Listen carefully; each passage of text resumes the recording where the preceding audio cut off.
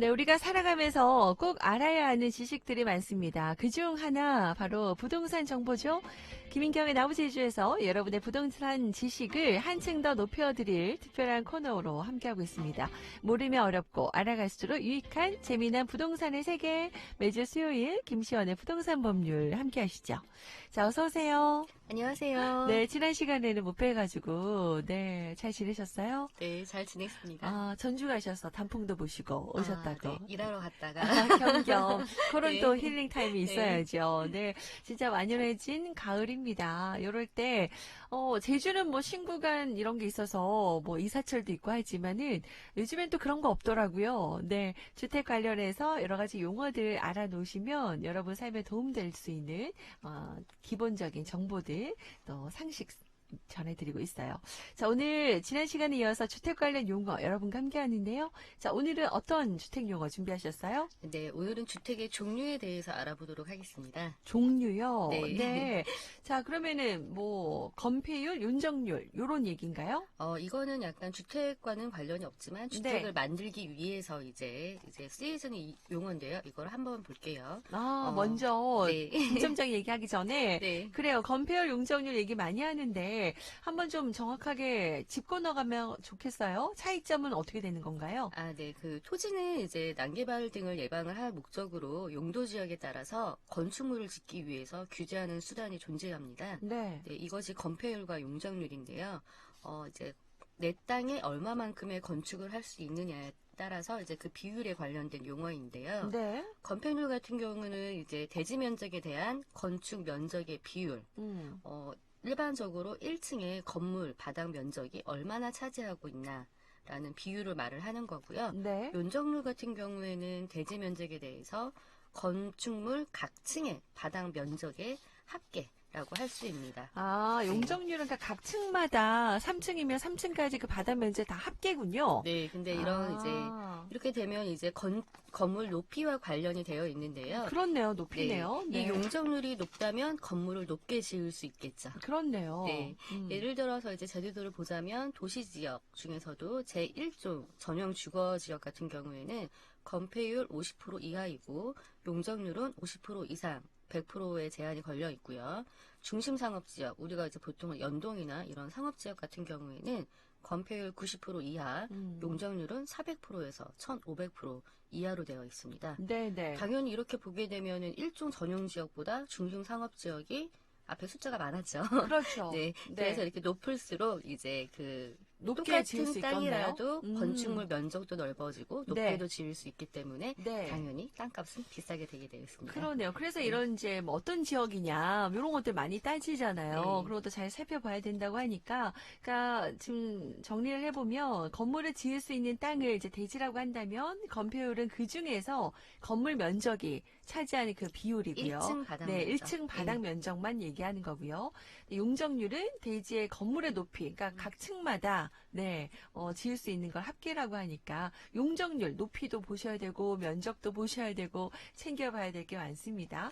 자, 그런 다음에 이제 어떤 부분을 이제 우리가 살펴봐야 되나요? 주택에 있어서. 우리가 이제 그 건물은 보면은 크게 주택과 상가로 이제 나뉘게 되는데요. 네. 주택 같은 경우에 우리가 거주하는 주택도 이제 종류가 좀 다릅니다. 네. 어떻게 보면은 이거를 이제 크게 구분하면 소유권의 형태로 이제 구분을 하겠는데요. 네. 다가구 주택과 다세대 주택, 뭐 아니면 단독, 아니면 공동주택 네, 이렇게 여러 개가 있어요. 요것도 차이점이 좀 중요해요. 그죠? 또 네. 헷갈리기도 하거든요. 네. 네. 자, 그러면 하나씩 짚어볼게요. 그 소유권에 좀 중점을 두시면 된다. 아까 말씀하셨던 네. 것 같은데. 네. 좀 이제 짚어주세요. 네. 소유권에 따라서 이제 단독이냐 공동이냐로 크게 이제 구분이 되는데요. 단독주택 같은 경우에는 한 세대가 하나의 건물 안에서 독립된 주거 생활을 할 수 있는 구조로 되어 있습니다. 네네. 단독주택 종류로는 크게 단독주택, 다중주택, 다가구주택 이렇게 되어 있는데요. 좀 말이 비슷비슷하죠. 네네. 단독주택 같은 경우에는 저희가 지금 흔히 볼 수 있는 이제 딱 하나의, 그러니까 한 채가 따로 지어진 집이 있죠. 네, 우리가 단독주택? 1층, 2층, 3층 뭐 이렇게 되어 있는 경우가 있는데, 네네. 다중주택 같은 경우에는 약간 달라요. 그러니까 다중주택과 다가구 주택의 공통점은 일단 660제곱미터, 네. 200평 이하이고 주택 층수가 3층 이하인 것은 같으나 다중주택 같은 경우에는 이제 뭐 학생이나 직장인 등 다수인들이 장기간 거주할 수 있는 구조로 되어는 있지만 독립된 주거 형태가 아닙니다. 네.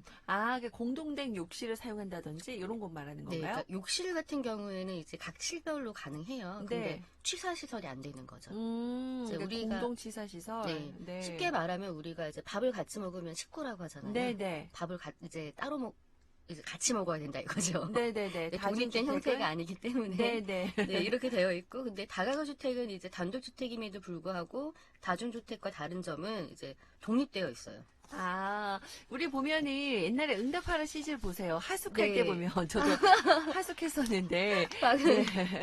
하숙하게 되면 각 방은 독립돼 있지만 네. 먹는 이제 그 거실 같은데 네. 식사 시간이 있어요. 그러면 우리 하숙 주인 아주머니가 정하신 시간에 딱 나가서 네. 먹어야지 아니면 다 치워버리거든요. 그쵸. 네. 이제 그렇게 같이 먹고 네. 하는 공동으로 네. 쓰는 거는 이제 같이 그 다중주택이라고 부르는 거고 네. 다가구 주택은 다 따로따로 다 네. 따로따로, 그러니까 우리가 보면 그 혹시 중앙여고 사거리 뒤에 보면 그 네. 베라치 아파트 그 근처에 보면 다 한 3층짜리 건물들 되게 많죠. 네네네. 예, 그게 이제 다가구 주택의 이제 표본입니다. 그래요? 그럼 네. 다가구 주택 좀 약간 다가구 주택도 단독 주택이라고 볼 수 이제 세대수가 있나요? 많죠. 네. 단독주택에 포함되긴 하는데 이제 네. 19세대 이하인 거예요. 다중주택 같은 경우에는 아까 이제 독립되어 있지 않았는데 네. 이쪽 같은 경우에 독립된 이제 형태이긴 하지만 네. 그 이제 소유권의 형태가 한 명한테 있는 거죠. 이제 그 다시 한번 네, 설명을 해주세요. 네. 19세대 이제 그 뒤에 있는 3층짜리 건물인데 거기에 만약에 6세대가 있다고 칠게요. 6세대가 한꺼번에 거래가 돼야 됩니다.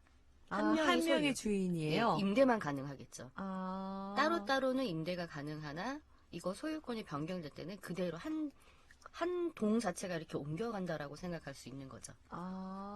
네. 그렇군요. 그게 다가구 주택? 네. 네. 그렇군요. 네. 네. 그리고 공간 같은 경우에는 이제 뭐 공적인 거처로 쓰이는 주택인데 이것도 단독주택에 포함되어 있습니다. 그러니까 단독주택, 그냥 딱 단독주택이 포함되는데, 그게 이제, 여러 사람이 사느냐, 그런 건가요? 여러 사람이 그러니까- 살지만 독립되어 있지 않거나 그러면 다중주택이고요. 네. 독립된 주거 형태가 아니기 때문에 그러니까 네네. 식사를 각 방마다 있지 않는 음. 욕실은 들어가 있으나 취사시설은 들어가면 안 되는 거죠. 그러면 다중주택이고 근데 각 코마다 이제 각 실마다 취사나 이런 게 다 들어가 있긴 하지만 네네. 거래 형태가 하나하나가 아닌 그 동 자체가 움직이게 되면 다가구 주택이라고 다가구 보면 되는 주택이다. 거죠. 그러니까 단독주택의 일환이긴 하나, 네. 이제 그거죠. 근데 네. 그게 좀 헷갈리는 경우가 있어서. 네. 그래서 이 다가구 주택 같은 경우에 뒤에 보이는 공동주택과 좀 헷갈려 하시는 분들이 많으세요. 그래서 제가 초반에 말씀드렸던 것처럼 단독이냐 공동주택이냐는 소유권이 하나냐 각자 세대별로 가능하느냐 그게 이제 이게 소유권이 다른 거죠. 중요한 거군요. 네. 소유권이. 이게 나중에 세금과도 이제 연관이 되기 때문에 세금 폭탄도 네. 요즘에 좀 예민하거든요. 네. 그런 거에 연결된다고 하니까 네. 이런 거 주택의 종류도 개념을 정리해 놓으시면 좋을 것 같습니다. 자, 그러면은 단독주택의 유형을 살펴봤습니다. 단독주택의 유형 중에 아까 다중주택, 다가구 주택이 들어가는 네. 거예요. 네. 그렇게 되는 거군요. 자, 그러면은 이제 공동주택, 요거는 이제 소유권이 세대별로 분리된 걸 말하는 거군요. 구체적으로 어떨 때 해당되는지 알려주세요. 제 예로는 이제 공동주택 하면 딱 우리 아파트 아파트, 네, 다 아파트. 다르죠. 그리고 소유가. 연립주택 네. 그리고 다세대 다세대 주택. 세대가 여러 개다 이렇게 있는데 이제 크게 그냥 나누면 일단 5층 이상이면 아파트입니다. 아파트. 그리고 아시겠지만 다 따로따로 생활이 가능하고 네. 아파트가 만약에 아이파크 아파트다. 네. 근데 이게 통째로 이렇게 옮겨지진 않죠. 그렇죠. 소유권이. 각 거기에 있는 세대별 뭐 몇 호에 따라서 네. 구분적으로 네네. 소유권이 이제 등기가 가능하신 형태고요. 음. 연립주택과 다세대 주택 같은 경우에는 아까 단독주택은 200평 이하라고 말씀드렸었죠. 네, 그리고 네. 3층 이하였는데 네. 여기는 이제 200 이상이냐 초과에 따라 다르긴 하지만 4층 일단 이하여야 되고요. 음. 그러니까 5층 이상은 아파트였기 때문에 네네. 근데 이제 200평이 초과되면 연립주택, 그리고 200평이 이하면 다세대 주택 이렇게 나뉩니다. 평수에 따라서, 평수에 면적에 따라서, 따라서. 면적에 따라서 예. 연립주택 또 다세대 주택 이렇게 또 구분되네요. 네. 아, 그래요. 네. 자, 그러고 보면 이제 보통 이제 연립주택 그 4층 정도까지 뭐 빌라라고 생각하는 네. 그런 주택들이 이제 연립주택에 네. 해당되는 거네요. 네. 자, 그러면은 기숙사도 뭐 기숙사는 뭐 다들 아실 거고. 네, 뭐 학교나 네. 공장 뭐 이런데 학생들 아니면 뭐 어디 기숙사 이렇게 나와 있는데 아까 네. 말씀하신 하숙이랑 조금 다르지만 네, 네. 한 개 종류의 이제 공동 취사 시설이 맞아요. 있고 네. 세대수의 전체가 50% 이상 뭐 이렇게가 들어가 있겠죠. 네. 네. 요런 시설도 이제 공동주택 개념에 들어간다, 종류에. 네, 네. 보시면 될 것 같습니다. 네. 자, 그러면은 또 어떤 얘기 해야 돼요? 그 네. 단독주택과 이제 공동주택에서 이제 차이점이 있을 때 뭐 3층 이상이냐, 3층 이하냐, 네. 4층 이하냐, 네. 5층에 따라서 이렇게 달라졌는데요. 그 이제 층수를 산정하는 또 기준이란 게 있어요. 오. 예. 우리가 1층에 보면 이제 필로티라고 하죠. 뭐 네. 주차장이랑 이렇게 네, 이제 네. 건물은 없고 한쪽만 되어 있는데 이런 구조 같은 경우에는 층수에 산입이 안 되고요. 그리고 지하층 네. 이런 경우에도 산입이 안 되기 때문에 네. 지하 1층이 있다고 해서 요거 3층이지? 아. 이렇게 안 하셔도 됩니다. 아, 그건 층수에 해당되지 네. 않는다는 거. 네. 지하층이나 필로티 네. 구조 같은 경우에는, 네. 그것도 개념 아시면 좋을 것 같아요. 네. 네. 자, 그러면은 자, 여러분이 사는 곳이, 어떤 주택인지, 요 정도는 확실하게 개념 아시면 이번 기회에 좋을 것 같아요. 자, 내가 사는 주택이 어떤 용도이고, 면적이 얼마나 되는지, 직접 확인할 수 있는 방법이 있죠? 아, 네. 네, 어떻게 알 수 있어요? 주택과 상가될 때 모든 건물은 네. 건축물 대장의 정보가 있습니다. 네, 네. 그때 뭐 이제 위반 건축물 할 때도 말씀드렸지만 네. 정부 24에 들어가셔서 네. 건축물 대장을 신청을 하시면 아. 정보를 쉽게 알 수 있습니다. 그래요. 정부 네. 24. 네. 네. 쉽게 여러분, 네. 열람 가능하니까 한번 확인해 보시면 좋을 것 같고. 자, 그러면 주택을 이제 가격대로 이제 구분 짓기도 하죠. 네. 이 가격, 어떤 가격이 얼마를 기준으로 이렇게 딱 정해진 게 있어요? 네, 요즘 진짜 핫하죠. 이제 뉴스만 보면 이제 네. 부동산 이제 뭐 주택 때문에 세금을 과세한다 이럴 때는 앞에 봤던 뭐 단독이냐 공동주택이냐 네. 니네 몇 평 살아? 네. 이걸로는 안 안 하거든요. 하고요. 가격에 네. 따라서. 보통 네. 이제 뭐 저가주택, 고가주택, 초고가주택으로 얘기를 하게 되는데 네. 주디님 저희 저가주택은 한 금액이 어느 정도 될 것 같으세요? 그러니까요. 좀 감이 안 와요. 요즘은 주택 자체가 너무 가격대가 비싸니까. 저가 주택 얼마나 될까요? 실거래가 기준으로? 제가 네. 얼마 전에 강의를 가는데 제주도에서 한 강의거든요. 네. 저가주택이 얼마나 될 거니까 2억이라고 말씀하시더라고요. 아. 제주도는 제주도. 그분은 네, 그분 이제 제주도에만 개인적으로. 계셨으니까. 네. 예, 근데 요즘에, 네. 예, 그러니까 전국입니다. 일단은 이런 주택 같은 경우에는 실거래가를 기준으로 하고 있고요. 네. 예, 저가주택은 6억, 아, 6억 이하. 6억 이하. 예. 이게 저가 주택이에요? 네, 제주도는 아, 뭐. 네. 그래서 그분은 되게 어머 나는 저가주택에 사는 거야 막 이러시더라고요. 네, 네. 그리고 고가주택은 9억 초과. 아, 고가 주택은 9억을 초과해야 된다. 네, 네. 초과해도 초고가도 있네요. 예, 정말 잘 사시는 분들도 있죠. 네. 초고가 15억 초과입니다. 네, 15억을 초과하면 네. 초고가다. 네. 아, 이게 이제 딱 구분하는 게 세금이라든지 대출 네. 정책의 기준이 되는 거라서 네. 실거래가 기준으로. 네, 대출을 네. 많이 받으면 좋겠지만 이제 세금이 또 많이 잡히기 때문에 네, 이제 네. 가끔 그러신 분들이 있으세요. 그러니까 6억 이하가 저가주택이잖아요. 네. 그러면은 5억 8천이면 세금 조금 덜 내는데 6억을 기어이 맞추셔가지고 네, 네. 이렇게 세금이 많이 나가는 경우도 있기 때문에 네, 네. 공인중개사나 세무사랑 상담을 하시고 네. 구입하실 때는 이제 내야 될 세금이 얼마인지 확인하시고 아. 굳이 비싸게 안 파셔도 아, 네. 물론 내 집을 비싸게 팔면 좋겠지만 네. 또 6억 이상 되면 또 세금이 더 그쵸. 나가니까 그런 것까지 생각을 해보시고 네. 가격을 책정하시는 게 네. 현명하겠네요. 그래서 무조건 많이 받는 게 좋은 건 아니군요. 예, 고가주택 같은 경우는 특히 아, 9억을 고가주택. 초과해서 9억 1천만 원에 이제 네. 실거래가를 해버리시면은 세금을 네. 많이 내셔야 되잖아요. 아, 그러면은 저는 9억 아래로 차라리 맞추시는 걸 낮추는 게 네. 이것도 약간 너도 좋고 나도 좋고 세금 덜 내고 그런 방법도. 네. 네. 국세청부는 지금 안 듣고 계시겠죠? 네. 자, 그래요. 이렇게 주택과 관련된 이야기 하다 보니까 뭐 궁금한 것도 많은데 요즘에 보면은 뭐 재건축, 재개발이란 용어도 많이 나오거든요. 재건축, 재개발 요것도 좀 짚어주세요. 말 나온 김에. 네, 뭐 용어는 이제 쭉 있는데 이거보다 그냥 쉽게 풀어서 설명을 하도록 하겠습니다. 네, 네. 네, 재개발, 재건축 하면 딱 떠오르는 거 뭘까요? 딱 떠오르는 거? 네, 네, 뭐. 로또. 아, 로또요? 예. 네. 그거 사면 이제 앞으로 좋아질 거니까. 아. 이제 시설이 많이 좋아질 거니까 이제 돈이 좀 된다라고 하셔서 아. 이제 피도 많이 붓기도 하고 그런 것만 찾으셔서 아우, 예, 또 그 투자하시는 전에, 분도 예, 계시는군요. 그게 네. 되는데 이 사업의 이제 공통점은 그거예요. 노후화된 지역을 개성하기 위해서. 그러니까 이제 재개발 같은 경우나 재건축을 이제 만약에 이제 따로따로 설명을 하자면 네. 이제 제일 큰 차이는 정비 기반 시설의 사업 진행 여부입니다. 예, 풀게요, 제가. 네네. 예, 우리가 이제 도시를 만들려고 하면 기반 시설이 꼭 들어가야 돼요. 그렇죠. 뭐 주택만 짓는다고 되는 게 아니고 도로도 있어야 되고 네네. 뭐 거기에 좀 공원도 좀 있어야 되고 상수도도 연결이 돼야 되고 네네. 이래야 사람이 살 수 있는데 기본적인 그쵸. 시설들이 있어야 되죠. 예, 네. 재건축하게 되면 딱 떠오르는 게 우리가 뭐 그 연동에 음. 이도주공이 지금 재건축이 되고 있고 네네. 뭐 재원 아파트도 이제 재건축을 하겠다라고 얘기를 하는데 이 지역을 딱 곰곰이 생각해 보시면 기반 시설은 지금 완벽합니다. 기반 시설은 도로도 잘 되어 있고 기본적으로 갖춰져 있어요. 예. 근데 네. 그 이제 노후화된 아파트만 이렇게 부시고 새로 짓는다고 하면 신축을 하게 되면 네네. 이거는 재건축.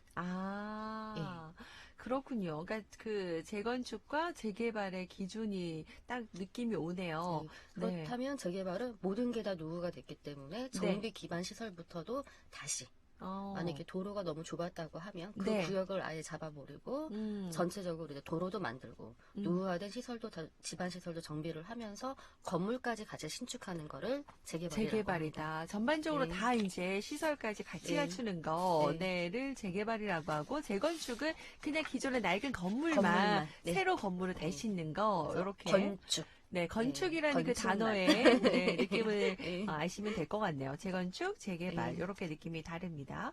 자, 그렇게 이제 이야기 좀 정리가 됐고 혹시 좀 궁금하다 뭐 하시는 부동산 용어들이 있으시다면 알려주시면 저희가 또 더 정리해서 알려드릴 거고요.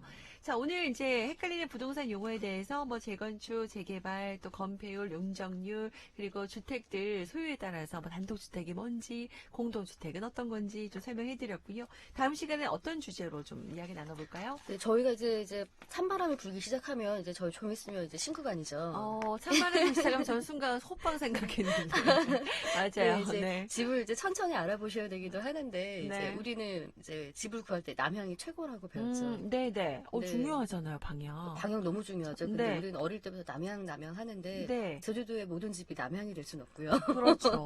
네, 그 구조마다 다 다른 게 있는데 그 방향마다 이제 어떤 방향은 어떤 점이 좋고 또 개인의 또 이제 그 생활 그런 규칙이나 이런 거에 따라 또 달라질 수가 있기 때문에 집 방향의 장점과 단점 그리고 그 방향에 따른 보완할 수 있는 인테리어까지 꿀팁인데요. 네, 집 구하시기 전에 그러니까요. 그리고 또 지금 살고 있는 집도 좀 뭔가 미흡한 부분이 있었다면 요 방향에 대해서 얘기를 좀 듣고 보완하시면 되는 거니까 자, 저희가 이제까지 조금 큰 부분에서 설명을 드렸다면 이제 좀 안으로 들어가서 아기자기하게 인테리어라든지 뭐 다양한 꿀팁 정보까지 전해드릴 예정이니까요. 다음 시간도 놓치지 마시기 바랍니다.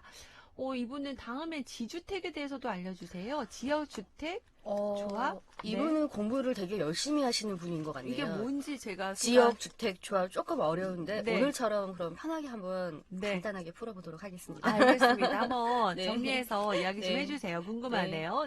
감사합니다. 6810님. 시원하게 좀 한번 풀어드릴게요. 자, 오늘도 김시원 법학박사와 함께 부동산 법률 용어들 알려드렸어요. 고맙습니다. 감사합니다.